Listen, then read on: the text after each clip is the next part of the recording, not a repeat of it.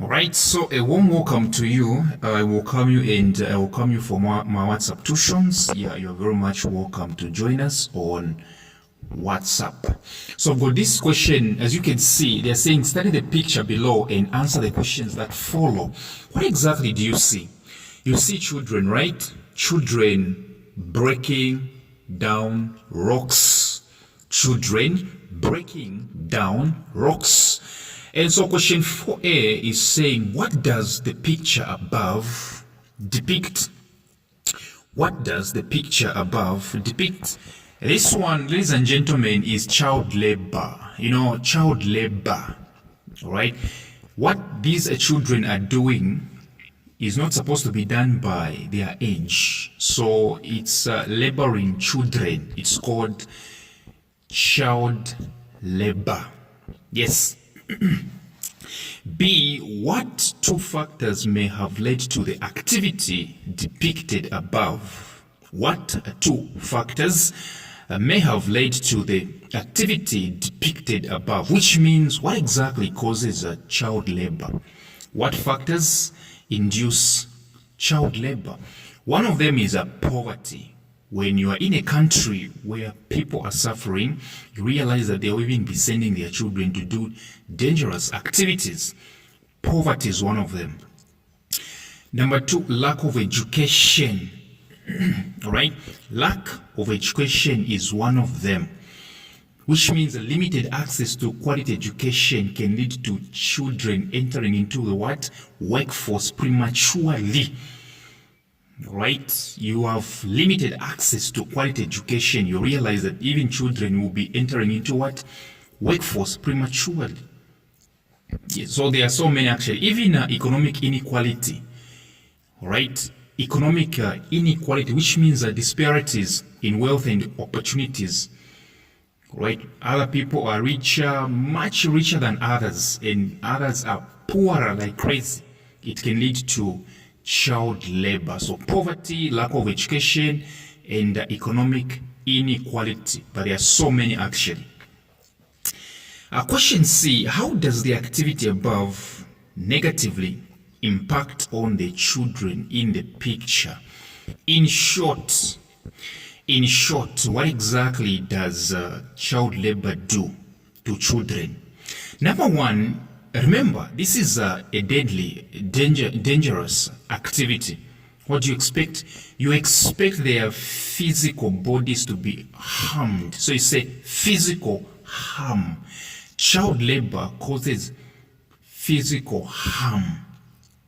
Number 2, it causes emotional trauma. All right? It causes what? Emotional trauma. All right?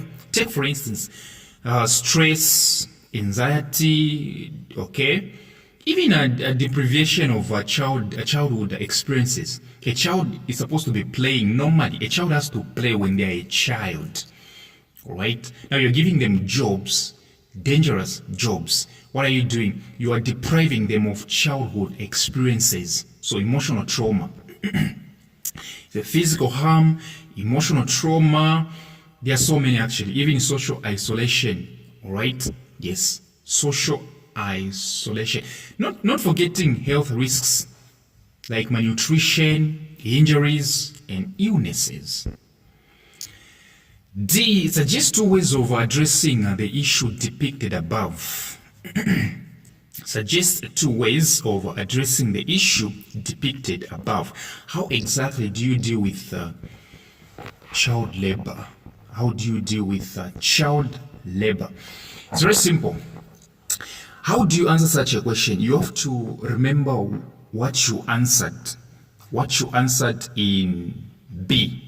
2 factors which may have led to the activity. Okay? Lack of what? Lack of education, poverty. So if you want to address child labor, you have to do away with poverty. So you say poverty reduction. There must be poverty reduction, which means the government or other organizations, right, should support families through what? Economic empowerment programs. Should support families through economic empowerment. That's how you get rid of poverty. That's how you reduce poverty. So poverty reduction. Yes. Number 2, you strengthen education systems. Yeah, because child labor, one of the causes of child labor is a lack of education. So what you need to do, you have to strengthen education systems. You have to strengthen education system, which means you have to ensure access to quality education. Number 3, you can also raise awareness, which means, okay, let me say by raising awareness, it means you educate communities about the risks.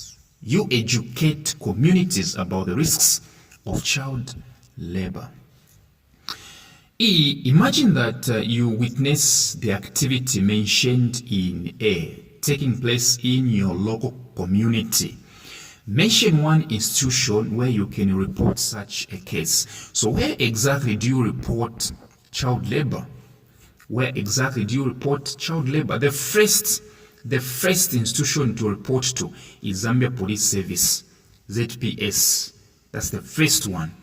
Yes, although they'll be asking you questions like, is it your son? The first institution that you should be reporting to is Zambia Police Service, ZPS. The second one, you can also report to what we call Ministry of Labor and Social Security. Ministry of Labor and Social Security. Yes.